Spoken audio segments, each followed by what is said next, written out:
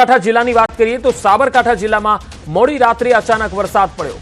વાતાવરણમાં પલટો આવ્યો અને ગાજવીજ અને ભારે પવન સાથે ધોધમાર વરસાદ તૂટી પડ્યો। હિંમતનગરના ગામભોઈ, કરણપુર, કેસરપુરા, સૂરજપુરા, રામપુર સહિતના જે ગ્રામ્ય વિસ્તારો છે ત્યાં ભારે વરસાદ પડ્યો। હિંમતનગર શહેર સહિત સહકારી જીન, પીપળીકંપા, હડિયોલ, ગઢોડા, પીપલોદી, હાજીપુર સહિતના ગ્રામ્ય વિસ્તારોમાં ભારે વરસાદ થયો। આ વરસાદને પગલે વાતાવરણ ઠંડુગાર બની ગયું, લોકોને ગરમીથી રાહત મળી ગઈ છે। તો સાબરકાંઠાની બે અલગ અલગ તસવીરો આપ જોઈ શકો છો। વધુ માહિતી મેળવીએ, સાબરકાંઠાથી સંવાદદાતા ઈશાન પરમાર જોડાયા છે। ઈશાન, સાબરકાંઠામાં હાલ કેવો વરસાદી માહોલ છે જિલ્લામાં? પંકજ, ચોક્કસથી ગત રાત્રે અચાનક સાબરકાંઠા જિલ્લામાં વાતાવરણમાં પલટો જોવા મળ્યો હતો। વહેલી સવારથી જ સાબરકાંઠા જિલ્લામાં વાદળછાયું વાતાવરણ જોવા મળ્યું હતું। તો રાતે અચાનક જ ભારે પવન અને ગાજવીજ સાથે વરસાદ વરસ્યો હતો। તેમાં વાત કરીએ તો સૌથી વધુ વડાલીમાં 22 mm વરસાદ નોંધાયો હતો, ખેરબામાં 18 મીમી વરસાદ નોંધાયો હતો, વિજયનગરમાં 14 મીમી, ઈડરમાં 10 અને હિંમતનગરમાં 9 મીમી જેટલો વરસાદ નોંધાયો હતો। એટલે અડધા 9 mm થી લઈને અડધા પોણા ઇંચ જેટલો વરસાદ સાબરકાંઠા જિલ્લામાં રાત્રિ દરમિયાન ખાબક્યો હતો અને અત્યારે હાલ વાદળછાયું વાતાવરણ જોવા મળી રહ્યું છે। જી ઈશાન, આભાર માહિતી આપવા માટે। હવે વાત બનાસકાંઠાની। બનાસકાંઠામાં બોર્ડર વિસ્તારોમાં પવન સાથે વરસાદ નોંધાયો છે। રાજસ્થાનને અડીને આવેલા બોર્ડર વિસ્તારોમાં વરસાદ પડ્યો છે, જેમાં બાપલા, વાછોલ સહિતના જે ગામો છે ત્યાં ધોધમાર વરસાદ જોવા મળ્યો અને વરસાદી માહોલ હજુ પણ છવાયેલો છે। ભારે પવનના લીધે અનેક ગ્રામ્ય વિસ્તારોમાં રાત્રે વીજળી ડૂલ થઈ ગઈ હતી। બફારા અને ઉકળાટ બાદ પવન ફૂંકાતા સમગ્ર વિસ્તારમાં ઠંડક ફેલાઈ ગઈ છે। તો રાજસ્થાનને અડીને આવેલા બનાસકાંઠાના જે સરહદીય વિસ્તારો છે ત્યાં ધોધમાર વરસાદી માહોલ જોવા મળ્યો હતો। મોડી રાત્રે ભારે પવન ફૂંકાયો હતો અને વરસાદ શરૂ થઈ ગયો હતો અને કેટલાક વિસ્તારોમાં તો વીજળી પણ ડૂલ થઈ ગઈ હતી। બફારા અને ઉકળાટ બાદ પવન ફૂંકાતા સમગ્ર વિસ્તારમાં ઠંડક ફેલાઈ ગઈ છે અને જે 42-43 ડિગ્રી ગરમીનો પારો હતો એ ઘટીને 37 થી 35ની આસપાસ જોવા મળી રહ્યો છે।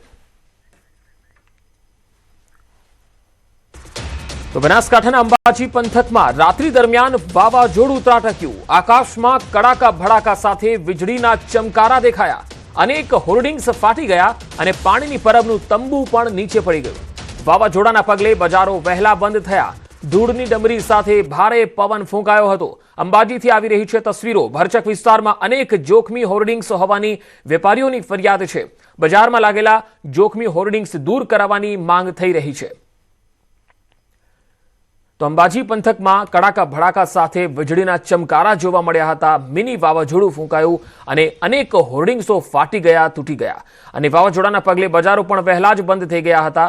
વીજળીના ચમકારા અને ભારે પવન ફૂંકાયો હતો અને કેટલાક વિસ્તારોમાં તો વરસાદ પણ શરૂ થઈ ગયો હતો। તો બજારમાં જે હોર્ડિંગ્સ લાગેલા છે તે જોખમી હોર્ડિંગ્સ છે, ગમે ત્યારે ભારે પવનમાં પડી જાય એમ છે અને ક્યાંક નુકસાન પણ પહોંચાડે તેમ છે। આકાશમાં કડાકા ભડાકા સાથે જ્યારે વીજળીના ચમકારા થયા ત્યારે સ્થાનિક વેપારીઓમાં આ જોખમી હોર્ડિંગ્સને લઈને પણ થોડો ભય જોવા મળ્યો। તો બનાસકાંઠાના અનેક સરહદીય વિસ્તારો અને અંબાજી પંથકમાં રાત્રિ દરમિયાન વરસાદ પડ્યો। બજારમાં લાગેલા જે જોખમી હોર્ડિંગ્સ છે એ પણ ફાટી ગયા। આ તસવીરો તમે જોઈ શકો છો કે આ હોર્ડિંગ્સ પડી ગયું હતું અને તેના કારણે વેપારીઓ જે છે એ થોડા ભયભીત પણ થયા। હવે અમદાવાદથી આવી રહ્યા છે અહેવાલ। અમદાવાદના અનેક વિસ્તારોમાં વરસાદી વાતાવરણ જામ્યું છે। શહેરના અનેક વિસ્તારમાં વરસાદ થયો। Science city, Sola, SG highway સહિતના વિસ્તારોમાં વરસાદી વાતાવરણ છવાયું છે। આ વાતાવરણમાં પલટો આવતા જ તાપમાનમાં ઘટાડો થયો છે। વરસાદને પગલે વાતાવરણ ઠંડુગાર બન્યું છે, લોકોને ભારે ઉકળાટ અને ગરમીથી રાહત મળી ગઈ છે।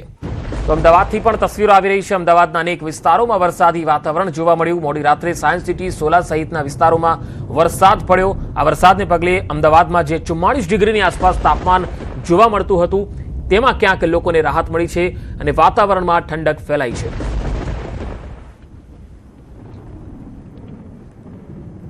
હવે છોટાઉદેપુરથી તસવીરો આવી રહી છે તે જોઈએ। છોટાઉદેપુર જિલ્લાના અનેક વિસ્તારોમાં ધોધમાર વરસાદ રાત્રિથી જ શરૂ થઈ ગયો। છોટાઉદેપુર અને બોડેલીના વિસ્તારોમાં ધોધમાર વરસાદ પડ્યો। છોટાઉદેપુર નગરના સ્ટેશન વિસ્તાર, પેટ્રોલ પંપ ચોકડી, કસ્બા વિસ્તાર, મેન હાઈવે સહિતના વિસ્તારોમાં ધોધમાર વરસાદ થયો। બોડેલીના અલીપુરા, ઢોકલિયા, મેન બજાર વિસ્તારમાં વરસાદ પડ્યો। આ વરસાદને પગલે છોટાઉદેપુર, બોડેલીના કેટલાક વિસ્તારોમાં વીજળી ગુલ થવાની ઘટના પણ સામે આવી। અનેક વિસ્તારોમાં અંધારપટ છવાયો। ભારે પવન અને વરસાદને લીધે લોકોને ગરમીથી રાહત મળી ગઈ। તો છોટાઉદેપુરથી બે અલગ અલગ તસવીરોમાં તમે જોઈ શકો છો। બોડેલીમાં પણ ધોધમાર વરસાદ પડ્યો. વધુ માહિતી મેળવીએ છોટાઉદેપુરથી સંવાદદાતા સૈઝબ ખત્રી જોડાયા છે. સૈઝબ, છોટાઉદેપુરમાં સૌથી વધુ વરસાદ કયા વિસ્તારમાં નોંધાયો છે? જી પંકજ, ખાસ કરીને જે હવામાન વિભાગે આગાહી કરી હતી તે પ્રમાણે છોટાઉદેપુર જિલ્લાની અંદર મોડી રાત્રે જે ભારે વરસાદ થયો હતો. આમ તો જે છોટાઉદેપુરના 7 તાલુકાની અંદર ભારે વરસાદ થયો હતો, પરંતુ જે કવાંટ, છોટાઉદેપુર અને બોડેલીની અંદર સૌથી વધુ વરસાદ ખાબક્યો હતો.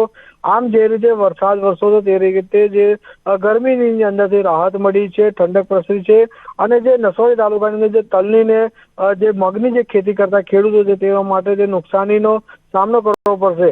એ પ્રમાણે જે છોટાઉદેપુરના 7 તાલુકાની અંદર મધરાત્રિએ જે ભારે વરસાદ વરસ્યો હતો, જેના કારણે કहीं ખુશી કहीं ગમ જેવો માહોલ હાલ જોવા રહ્યો છે. જી પંકજ. જી સૈઝબ, આભાર માહિતી આપવા માટે.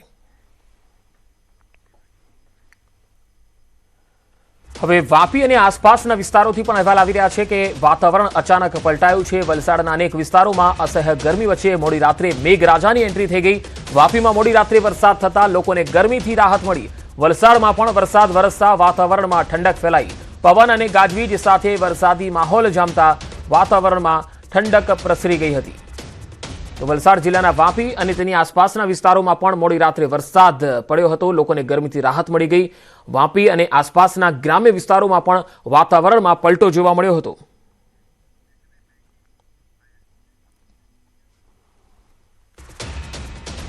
હવે ગીર સોમનાથથી તસવીરો આવી રહી છે, તેના પર નજર કરીએ. ગીર સોમનાથમાં દરિયાકાંઠાના ગામોમાં વરસાદી ઝાપટા પડ્યા. ઉના કોડીનારના દરિયાકાંઠાના ગામોમાં વરસાદી ઝાપટા પડ્યા. વરસાદી ઝાપટાથી ગીરમાં કેસર કેરી પકવતા ખેડૂતોની ચિંતા વધી ગઈ. જંગલ વિસ્તારમાં વરસાદી ઝાપટાથી કેસર કેરીને નુકસાનની ભીતિ સેવાઈ રહી છે. દરિયાકાંઠાના ગામોમાં વરસાદી ઝાપટા જોવા મળી રહ્યા છે. ઉના અને કોડીનારની આસપાસના વિસ્તારોમાં પણ વરસાદી ઝાપટા પડ્યા હતા. કેસર કેરી પકવતા ખેડૂતોની ચિંતા વધી ગઈ હતી. હવે દ્વારકાથી પણ તસવીર આવી રહી છે, તેના પર નજર કરીએ. દ્વારકા ખંભાળિયામાં વહેલી સવારથી જ વરસાદની એન્ટ્રી થઈ. ખંભાળિયા શહેર અને આસપાસના વિસ્તારોમાં વરસાદી માહોલ જામ્યો. ચોમાસા પૂર્વેનો આ વરસાદ ખેતી માટે લાભદાયી હોવાથી ખેડૂતોમાં ખુશી છે. વરસાદને કારણે વાતાવરણ ઠંડુગાર બની ગયું હતું.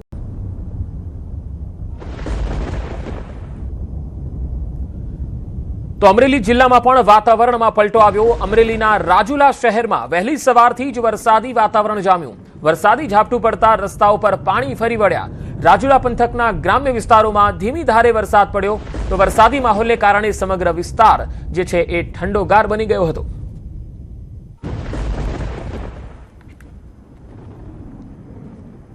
તો જામનગરમાં ભારે પવનના કારણે મોટી દુર્ઘટના અહીંયા ટળી ગઈ. પવનના કારણે હોર્ડિંગ્સ ગેટ ધરાશાયી થઈ ગયો. ખાનગી શાળાની જાહેરાત માટે ઉભો કરેલો એલ્યુમિનિયમ સેક્શનનો એલઈડી માટેનો જે બોર્ડ છે એ તૂટી પડ્યું. જાહેરાત માટે એલ્યુમિનિયમનો એલઈડી હોર્ડિંગ ગેટ રોડ ઉપર લગાવવામાં આવ્યો હતો. અહીંયા ભારે પવન ફૂંકાયો અને તેના કારણે હોર્ડિંગ ગેટ અચાનક ધરાશાયી થયો. હોર્ડિંગ ગેટ જ્યારે પડ્યો તે સમયે વાહન ચાલકોનો આબાદ બચાવ થયો. જરા સરખી ચૂક થઈ હોત તો વાહન ચાલકોને ભારે પડી શકે તેમ હતું. તાત્કાલિક ફાયર સ્ટાફ સાથે ઘટના સ્થળે અહીંયા પહોંચ્યો અને સુરક્ષા વ્યવસ્થા ગોઠવી હોર્ડિંગ્સના ભાગોને કટર વડે કાપી સલામત રીતે રોડની સાઈડમાં ખસેડવામાં આવ્યા.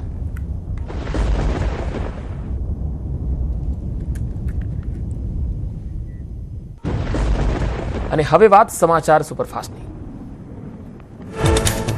મધ્યપ્રદેશના ડિંડોરી જિલ્લામાં ભયાનક માર્ગ અકસ્માત. પેટ્રોલ પંપ નજીક જબલપુર અમરકંટક નેશનલ હાઈવે પર બે કાર વચ્ચે ભીષણ ટક્કર. સીસીટીવીમાં કેદ. ટક્કર બાદ એક કાર બેકાબુ બની રોડ કિનારે ઉભેલા ટ્રકમાં ઘૂસી. ઘટનામાં એકનું મોત અને ઈજાગ્રસ્ત યુવક સારવાર હેઠળ. રાજસ્થાનના રતનગઢમાં અશોક સ્તંભ પાસે મોબાઈલ શોરૂમમાં ટેમ્પો ઘૂસ્યો.